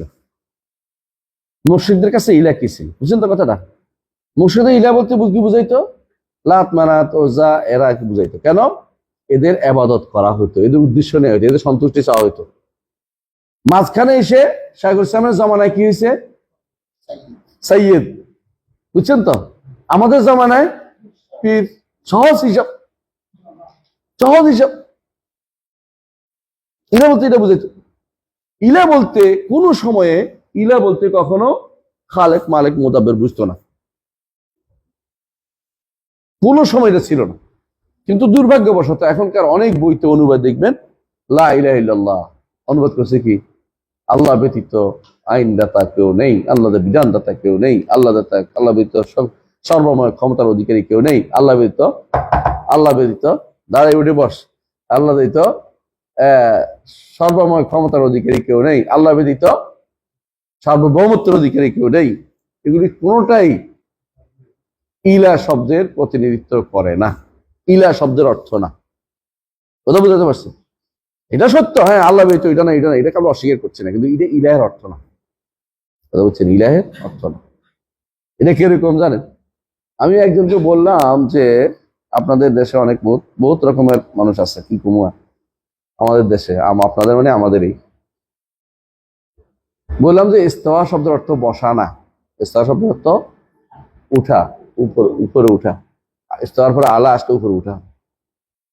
এখন তিনি বসা করবেন যে কোনো মূল্যে, বলতেছে একটা হাদিসে আছে, যেদিন আল্লাহ কুরসির উপর বসবেন সেদিন তোমার কি হবে। এই তো বসা পাইছি, ভুল কোথায়? এটা ইস্তাওয়ার অর্থ না, এটা আলাদা জিনিস। এটা কিয়ামত হাশরের মাঠে বসার কথা বলছে। এখন আপনি ইস্তাওয়া দিয়ে এটা অর্থ তফসির করতে পারেন না, তো আমাদের বোকা বানাচ্ছে এটা দিয়ে। এটা তো হাশরের মাঠের বিষয়, এবং এটা তিনি বসবেন, আমার তো নিয়ে মাথা ব্যথাও নাই। এটা হাদিস সাব্যস্ত হলে বলবো আমি হাজারবার। ইস্তাওয়ার অর্থ সাব্যস্ত হচ্ছে না, কিন্তু এটা ঠিক ইস্তাওয়ার অর্থ সমাসে লিখে ফেলছে, সমাসে সাব্যস্ত করার জন্য বই লিখে ফেলছে একজন, তারাও সালাফি। এগুলো বাড়াবাড়ি পর্যায়ে সীমা আছে। আঞ্চলিক সালাফিরা খুবই বিব্রতকর অবস্থা নিয়ে আসে, এমন শব্দ বলবে জীবনে নাই, তারপরে বলবে যে ওইটাও আছে, দেহ বলবে, গায়ের জোরে। আস্তাগফিরুল্লাহ। না যাক, তবুও ভালো লেখাপড়া করো। হ্যাঁ, এরপরে ওয়াল মুরাদু মিন হাযিল কালিমা। হ্যাঁ, এখন বলতেছে। হ্যাঁ, এটা কি বুঝছে, কি বুঝাচ্ছে এটা? আয় লা ইলাহা ইল্লাল্লাহ, এই কালেমাটা কেউ যদি বলে যে লা ইলাহা ইল্লাল্লাহ বলছি, লা ইলাহা বলছি, এটা দ্বারা মাফ হয়ে যাবে না। অর্থ থাকতে অর্থটা আগে বুঝতে হবে। তার ভিতরে যে অর্থ, উদ্দেশ্য, এটা আগে ঠিক করতে হবে। এখন যতই আপনি লা ইলাহা ইল্লাল্লাহ বলেন, এটা কিন্তু কোনোদিন আপনার উদ্দেশ্য হবে না। কেউ যদি আস্তাগফিরুল্লাহ মদ খায় আস্তাগফিরুল্লাহ হইলো শয়তানি করা। তো লা ইলাহা ইল্লাল্লাহ বলে প্রশাসন করার কোন দরকার নেই। আপনি লা ইলাহা ইল্লাল্লাহ বললে অন্তরে জায়গা দেন, অর্থটা বোঝার চেষ্টা করেন। والكفار الجهال يعلمون أن مراد النبي صلى الله عليه وسلم بهذه الكلمة هو إفراد الله تعالى بالتعلم. বিহি بالتعلق বিহি, বিহি নাই, বিহি লাগাইতে হবে। বিহি, হ্যাঁ পড়ে গেছে মনে। والكفر بما يعبد من دونه والبراءة منه. فإنه لما قال لهم قولوا لا إله إلا الله قولوا أجعل الآلهة إلها واحدا إن هذا لشيء عجاب. বলতেছে শোনেন, অনেকে হয়তো মনে করতে পারেন যে লা ইলাহা ইল্লাল্লাহ বলে না, অনেকে আছে না কালেমা দিয়ে একজন ঐক্য করে ফেলে, বলে নাই? অনেকে তো বলছে কালেমা গো অর্থ কলেমা বলছে, কালেমা গো বলে, ফার্সি শব্দ, গো অর্থ ফার্সি শব্দ, গোফতান থেকে গো, বুঝছেন তো? তো গোয়ান থেকে আবার গো হয়। তো ওরা বলে কালেমা গো মুসলিমের ঐক্য চাই। লা ইলাহা ইল্লাল্লাহ বলছে, লা ইলাহা ইল্লাল্লাহ বলতো মুনাফিকরা বলতো। কথা জান্নাতে প্রবেশ করবে না, অন্তরে জায়গা দেয় নাই যে লা ইলাহা ইল্লাল্লাহ চাবি লাগবে। জান্নাতের চাবি ঠিক আছে, চাবির কি লাগবে? প্যাঁচ লাগবে, ধরবে না। সারাক্ষণ ঘুরে এলে এমনি ঘুরবে, কাজে কাঁটা লাগবে। লা ইলাহা ইল্লাল্লাহ শর্তগুলি পূরণ করতে হবে। এখনই বলবে যে এই তো ওয়াহাবিদের কথা, আমরা এখন শর্ত নাই, বুঝছেন কিনা? যারা বলছে গত আমলে র্যাবের কাছে ইসলামী ফাউন্ডেশন থেকে বই লিখে দিছে একটা, জঙ্গি চেনার উপায় কি? জঙ্গি চেনার উপায় হচ্ছে যে ব্যক্তি লা ইলাহা ইল্লাল্লাহর শর্ত বলবে। র্যাবের কাছে বই, আমি এটা পড়ে শুধু আসমান থেকে রাজি হলাম, কি কয় এটা? এর অর্থ হচ্ছে আমার দাওয়াত বন্ধ করে দেওয়ার বুদ্ধি, বুঝে নাই? তো যে এটার মধ্যে দস্তখত করছে ওরে পাইছি, পাইয়ে বললাম যে তুমি তো আলেম মানুষ, আজকের দালালি করলে তোমার জীবন শেষ হবে না। তুমি যে লিখছো এটা কোন আক্কেলে লিখছো? এবং ধরছে হোটেলের মধ্যে, বড় হোটেল, সেরাটনের মধ্যে যাই ধরছে। তুমি যে লিখছো অন্যরা পালা যেতে পারে, তোমার এটা কিন্তু ডকুমেন্ট থাকবে, তুমি এই 2 নম্বরই করছো। কিছু কয় না, চুপ করে বেরিয়েছে, কিছু করার নেই। ওই আমলে ধরছি, মনে করি না যে এখন ধরছি, ওই আমলে ধরছি। তুমি আলেম মানুষ, তুমি অন্যায়টা করছো এবং আল্লাহর কাছে তুমি এটার জন্য জবাবদিহি করতে হবে। তুমি ভালো করে জানো যে লা ইলাহা ইল্লাল্লাহ শর্ত ব্যতীত লা ইলাহা কবুল হয় না। মুনাফিকরা সারাদিন লা ইলাহা ইল্লাল্লাহ বলতো। লা ইলাহা ইল্লাল্লাহ ছাড়া সালাত হতে পারবে? একামত নাই, আজান নাই, তো নামাজ পড়লে তো লা ইলাহা ইল্লাল্লাহ লাগে, তো আত্মাইয়ের মধ্যে আছে, কোথায় নাই? মুনাফিকরা সারাদিন লা ইলাহা ইল্লাল্লাহ বলতো, কিন্তু আল্লাহ তাআলা বলছে ইন্নাল মুনাফিকুনা হুমুল কাযিবুন, মিথ্যাবাদী ওরা। এই বিশ্বাস, এই আউলিয়া, এই সাক্ষ্য গ্রহণ করা না, মিথ্যাবাদী। তো তুমি লিখে দিলে যে লা ইলাহা শর্ত যে বলবে সে তারাই জঙ্গি, কেমনে বলছো এটা? জঙ্গি ছিল না, এরকম উপায় কোন উপায়? জঙ্গি বুঝছ না তুই? জঙ্গি কাদেরকে বলে? এই শয়তানি কে চালু করে দিছে? কারণ বেদাতি দরকার তাদের। যে বেদাতি একটা ছিল, এটা মরে গেছে। আল্লাহ আলাইহি মিনাল্লাহ মা ইস্তাহিক, আল্লাহ তার উপর আল্লাহ যেটা দেখ, আমি আর কিছু বললাম। সে যত নিকৃষ্ট কাজ সে করেছে ইসলামের জন্য, মানে চালু করার জন্য, কবর পূজা চালু করার জন্য এমন কোন কাজ বাদ রাখেনি এ স্বামী মোহাম্মদ হাফিজ। এত খারাপ কাজ করছে সে। এক হুজুরে নিয়ে লিখছে, প্রফেসর, বিশ্ববিদ্যালয়ের প্রফেসর, পদোন্নতি হয়েছে, এরপরে একবার প্রবিসি হয়ে গেছে। পরে আল্লাহ তাআলা সুম্মা রাদাদনাহু আসফালা সাফিলিন, বেশি উপরে উঠার জন্য চেষ্টা করিও না। একটা ভারসাম্যপূর্ণ দাওয়াতে থাকো, পদের জন্য অন্যায় করিও না। লা ইলাহা ইল্লাল্লাহর উপর তুমি বলছো, লা ইলাহা ইল্লাল্লাহর বিরুদ্ধে তুমি কথা বলতেছো, কত বড় শয়তান, কত বড় শয়তান হইতে পারে? দুনিয়া বিক্রি করে দিছো, দুনিয়া দিন বিক্রি করেছে দুনিয়ার কারণে। এগুলো শয়তান দেখে মানুষ। আল্লাহ কুল্লে হাল আরবের মুশরিকরা ভালো করে বুঝতে উচ্চারণটা কোনো উচ্চারণ উদ্দেশ্য না, অর্থটা উদ্দেশ্য। এই জন্য তারা বুঝতো যে এই কলেমা যদি কোনো কেউ বলে এদের উদ্দেশ্য হচ্ছে যাবতীয় সম্পর্ক ছুত করে এক আল্লাহর সাথে সম্পর্ক তৈরি করতে হবে। তখন আর সামান্য ভালোবাসা কার জন্য থাকবে না? লাত, মানাত, উজ্জা এগুলির জন্য কোনো ভালোবাসা থাকবে না। কবরের জন্য কোনো ভালোবাসা থাকবে না। গজার মাছের জন্য, মাজারের কুমিরের জন্য কোনো ভালোবাসা থাকবে না। বিশ্বাস করো, আমার যদি ক্ষমতা আসতো, যদি আমি ক্ষমতা পাই, সামান্য ক্ষমতা পাইলি, আমার অধীনস্থ যদি হইতো, তাহলে আমি সমস্ত মাজারের এই কবরগুলি ভাঙিয়ে ফেলতাম। ক্ষমতার মাঝে ভাঙতে করতেছি না, শরীয়ত এটা বলে না। ক্ষমতার মাঝে ভাঙার অর্থ এরা হলো এরা হলো জঙ্গি, এটা আরেক জঙ্গি। ক্ষমতা ভাঙে শরীয়ত বলে না। আমার ক্ষমতা পাইলে আমি এই কুমিরগুলি আগে মেরে ফেলতাম, গজারগুলি মেরে ফেলতাম। বুঝছেন না? কারণ এগুলি হচ্ছে শিরকের বাহন, শিরক হচ্ছে। আরে আমি নিজের চোখে দেখতেছি বুড়ি ডাকতেছে শাহজালালের খান জাহান আলীর কুমিরে ডাকতেছে। দেখছো দেখছো ও দেখছো, মানে মারাত্মক। মানে তাহলে এই জায়গাতে কেউ চুপ করে থাকতে পারে? ইমানদার রসুল যেখানে এইটার জন্য যুদ্ধ করেছে, আর যুদ্ধ না করে মুখ কই? আপনি এদেরকে মানা করেন, দেখা যায় এটা বলতে পারবেন না, আপনি তো জিহাদকারী মুজাহিদ। সেটা কুমিরে মানা করতে পারতেছেন না, কুমিরে আবাদ মানা করতে পারতেছেন না। আপনি এখন আফগানিস্তানে জিহাদ করে ফেলবেন, মানে ওই আরেক দেশে জিহাদ করে ফেলবেন। মানুষ আফগানিস্তানে এখন জিহাদ নাই, মানে অন্য জায়গার কথা বলতেছি, জিহাদ করে ফেলবেন। এটা এই হচ্ছে মানুষ নিজের চোখে দেখে না কোথায় কি সমস্যা হচ্ছে। মূলত দূরের জায়গা দেখাই দেব আপনাকে, যেখানে আপনি কোনোদিন কিছু করতে পারবেন না। এই জন্য নিজে বলছিল, শেখ তৌসিফুর রহমান বলছিল একটা সুন্দর কথা, রাস্তার পাশ তোমার ঘরের সামনে,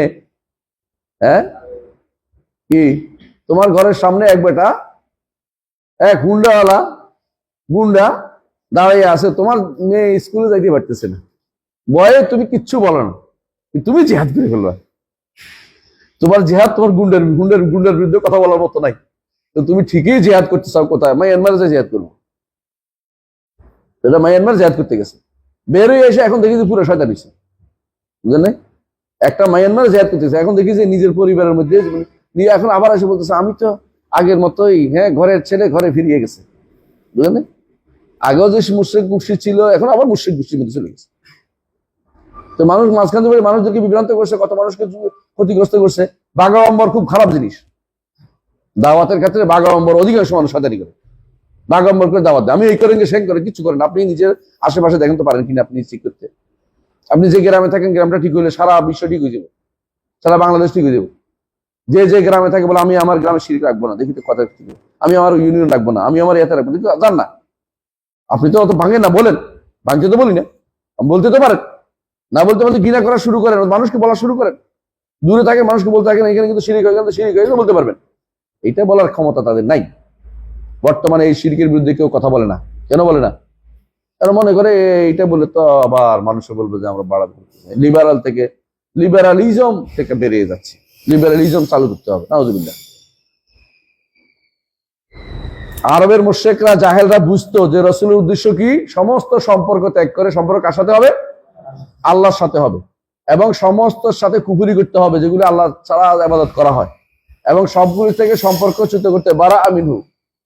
এই জন্য তারা বলতো, যখন বলতো লা ইলাহা ইল্লাল্লাহ বলো, তখন বলতো আজাল আল আলিহাতা ইলাহা ওয়াহিদা ইন্না হাযা লাশাইউন উজাব। আশ্চর্যের বিষয়, সব বাদ দিব, একেবারে কেউ না, কোনো ওলি আল্লাহ নাই, কোনো ওলি আল্লাহর সম্পর্ক রাখবো না, হক্কানিটাও নাই। এখন তো হক্কানি ওলি আল্লাহ একটা বেরোছে, হক্কানি পীর একটা বেরোছে। আচ্ছা ওইটা খারাপ, কারা খারাপ? ওই যে মাইজ বান্ডার। কারা খারাপ? ওই যে দেওয়ানবাগি। আমাদেরটা তো ঠিক আছে, মানে আমাদেরটার বিরুদ্ধে কিছু কইবেন না। সবচেয়ে খারাপ হচ্ছে ওই ব্যক্তি যে ব্যক্তি শব্দের বিরুদ্ধে কয়, হে হলো সবচেয়ে বিপদে আছে মনে হয় যেন। বুঝলেন? আপনি অন্যদের বিরুদ্ধে ইচ্ছা মতো বলেন, আমাদের বিরুদ্ধে বলেন। আবার যখন এদের বিরুদ্ধে আপনি এতদিন তো ভালোই ছিলেন, এদের আপনি আমাদের বিরুদ্ধে বলতে গেলেন কেন? এই হলো সমস্যা। সবাই চায় বিপদ আরেকজনের বুদ্ধি পড়ুক, আমি এই বেটা যেন আমার কোনো রকম যেন না ঘাটায়, আমার যেন না ঘাটায়। আমরা তো একটু ভালো আছি। মুহাম্মদ রাসূলুল্লাহ সাল্লাল্লাহু আলাইহি ওয়াসাল্লাম কি একটু ভালোকে মেনে নিছে? এই জিনিসটা খুব খারাপ। এইটার কারণে আজ দাওয়াত দেওয়া বন্ধ হয়ে গেছে। কেউ যদি বলে যে এরা তো একটু ভালো, মন্দের ভালো, এর অর্থ হচ্ছে আপনি কিন্তু দাওয়াত দিতে পারবেন না। আপনাকে একবারে খালেস তাওহীদের দাওয়াত দিতে হবে, একবারে খালেস দ্বীনের দাওয়াত দিতে হবে। কিছু ভালো কিছু মন্দ চাইবেন না, কারণ হচ্ছে আপনি যাদেরকে একটু ভালো বলে চুপ করে আছেন, এরাই আপনার দাওয়াতের পথে পরে বাধা হবে, পরে এটাই বাধা হয়ে দাঁড়ায়। আমরা এটা পরীক্ষিত সত্য হয়ে গেছে। এরপরে দেখেন বলেন ফাইদা আরাফতা أن جهال الكفار يعرفون ذلك فالعجب ممن يدعي الإسلام وهو لا يعرف من تفسير هذه الكلمة ما عرف جهال মা আরাফা হু লাগাই দেন, মা আরাফা হু লাগবে, ঠিক আছে। جهال الكفار জুহাল কুফা, হ্যাঁ এদের থাকেন, এদের থাকেন। বলতেছে যখন আপনি বুঝলেন যে আরবের জাহেল কাফেররাও বুঝতো কিসের অর্থ, লা ইলাহা ইল্লাল্লাহর অর্থ বুঝতো, তো আপনি আশ্চর্য হন ইসলামের দাবি করে, বড্ডা বড্ডা পণ্ডিত দাবি করে, একজন আলেম দ্বীন দাবি করে। কেউ যদি তারে বলে যে আপনি আলেম না, তো আপনার মাথায় ফাটাই ফেলবে। ওরা আলেম দাবি করে, এখন বহুত কিছু বোখারিও পড়ে, মুসলিমও পড়ে, খতমও করে বোখারি মুসলিম, এমনকি কেউ কেউ অনেক হাদিস মুখস্থও পারে। অনেকে ব্যাখ্যা করতে গেলে সারাদিন পর্যন্ত হাদিসের কান ভাঙিয়ে দিতে পারবে, হাদিসের কান ভাঙা বুঝেন তো, মানে হাদিসের অর্থ যেটা এটা আরেক দিকে টানে নিতে পারবে, আরেক দিনে তাহরিফ করতে পারবে। কিন্তু তিনি লা ইয়ারিফু মিন তাফসীর হাযিল কালিমা মা আরিফা জুহাল কুফার, আরবের কাফের জাহেলরা যা জানছে তিনি এটা অর্থ জানেন না, লা ইলাহা ইল্লাল্লাহ অর্থ জানেন না। অনুমান রাখবেন এটা বাস্তব, এইটাই বর্তমান সময়ে যে কোনো দরবারে যাই দেখবেন একই সমস্যা, এই লা ইলাহা ইল্লাল্লাহ অর্থ জানেন না। লা ইলাহা অর্থ জানলে আপনি আর কারোর সাথে সম্পর্ক তৈরি করতে পারবেন না, আল্লাহ ছাড়া কারোর সাথে আপনার সম্পর্ক হবে না। এটাই হচ্ছে হিজরাতুন ইলাল্লাহ, আল্লাহর দিকে হিজরত। আরেকটা হচ্ছে বেদাত থেকে মুক্ত থাকতে হলে হিজরাতুল ইলা রাসূলি, হিজরাতুল ইলা রাসূলি। এই জন্য হিজরত ইমাম ইবনে কাইয়্যিম রাহমাতুল্লাহ আলাইহি বলেছেন তরিকুল হিজরাতাইন ওয়া বাবুস সাআদাতাইন, তরিকুল হিজরাতাইন, আমাকে হিজরত একেবারে আল্লাহর দিকে। লা ইলাহা ইল্লাল্লাহ অর্থই হচ্ছে সম্পর্ক সব শেষ, কোনো সম্পর্ক নাই, কোনো পীরের সাথে, বীরের সাথে, কোনো গাছের সাথে, মাছের সাথে, বাজার মাছের সাথে, সব কুমিরের সাথে কোনো সম্পর্ক আমার থাকতে পারবে না। এগুলি সব হচ্ছে আল্লাহর সৃষ্ট বান্দা, এগুলি আমার কোনো ক্ষতি বা উপকার কিছুই করতে পারে না। যদি তারা উদ্দেশ্য নেয়, কামড়াইতে পারে, কুমিরে বাঁচাবে কে? আল্লাহ। আর যদি কামড়ায় আমার খেয়েও ফেলে, আখিরাতে কার কাছে যাবো? আল্লাহর কাছে যাবো। তো কুমিরের থেকে বাঁচার জন্য কুমিরের অবশ্যই ইবাদত করা শুরু করে দিব না, জিন থেকে বাঁচার জন্য জিনের ইবাদত শুরু করে দিব না। কথা কি বুঝতে পারছি? এটা কথা রাখতে হবে। বর্তমানে অনেক আলেম মনে করে কি লা ইলাহা ইল্লাল্লাহ অর্থ হচ্ছে এগুলি শব্দ উচ্চারণ করলে হবে, লা ইলাহা ইল্লাল্লাহ, লা ইলাহা ইল্লাল্লাহ জিকির করতে করতে লাভ দিয়ে গাছে ওঠা, লাভ দিয়ে হুজুরের মাথার উপরে উঠছে, হুজুরের গায়ের উপরে পড়ছে, মাইক নষ্ট করে ফেলেছে, তারপরে কিছু হচ্ছে না, আমার পাগল বলতেছে তুই আল্লাহ, এর প্রশ্রয় কতটুকু দিতে পারে? তাগুত সে যে চুপ করেছিল, কারণ যে ব্যক্তি ইবাদত করা আর বলা হয় চুপ থাকে, সন্তুষ্ট থাকে, সে ব্যক্তি তাগুত, কোনো সন্দেহ নেই। কত বড় তাগুত সে। এরপরে কি বলছে? তারা অর্থ দরকার নাই, শুধু লা ইলাহা ইল্লাল্লাহ বললে হবে। এই আলেমরা বলে, তথাকথিত আলেম নাম আলেমগুলি।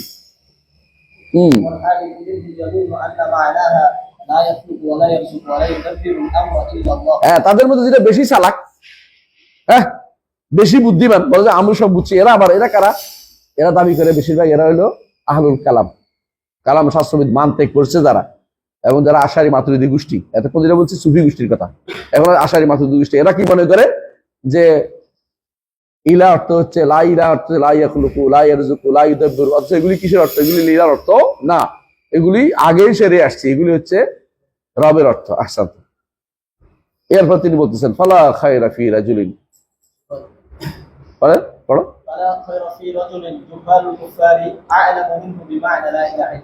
তাহলে এই ব্যক্তির কাছে কোনো কল্যাণ নাই, এই ব্যক্তির কাছে কল্যাণ নাই যার থেকে আরবের মুশরিক জাহেলরা বেশি জানতো। কথা বুঝছো? এই জন্য এই সমস্ত মানুষ যেগুলি আছে, বেরলবি বলেন বা অমুক খানে বলেন, অমুক রশি তমুক রশি, রশিদ তো শেষ নাই, অমুক অমুক অমুক কি সব বলে, আবার শিরকি করতে থাকছে। এরা আরবের জাহেলদের চেয়ে এদের অবস্থা খারাপ। আরবের মুশরিক জাহেলদের কেন খারাপ? ওরা অর্থ বুঝতো, এরা অর্থ বুঝে না। এরা অর্থ বুঝতে বাধিত, এরা অর্থ সম্পর্ক ত্যাগ করতে বলছে, এরা এটা সম্পর্ক ত্যাগ করে না। আর ওরা আরবের মুশরিকরা লা ইলাহা ইল্লাল্লাহ অর্থ কখনো রিজিক দাতা মনে করতো না। এদের মধ্যে একটা গোষ্ঠী আবার দাঁড়াইছে রিজিক দাতা, জীবন দাতা, দাতা দাতা দাতা, সব দাতা যেগুলো, এগুলি কোনো বিধান দাতা, এগুলি কোন রুবুবিয়তের অর্থ, এগুলি উলুহিয়তের অর্থ না, এগুলি রুবুবিয়তের অর্থ, ইলাহের অর্থ না। এটা বোঝা দরকার, ঠিক আছে? এর দূর পর্যন্ত আমরা থামি। ইনশাআল্লাহ আগামী ক্লাসে বাকিটা পড়বো। ওই ইজা আরাফতা মা যাকারতা যাকারতু লাকা কেন্দ্রবিন্দু থাকবে ইনশাআল্লাহ, দাগ দিয়ে রাখেন। থাক, আমি ভেঙে রাখি।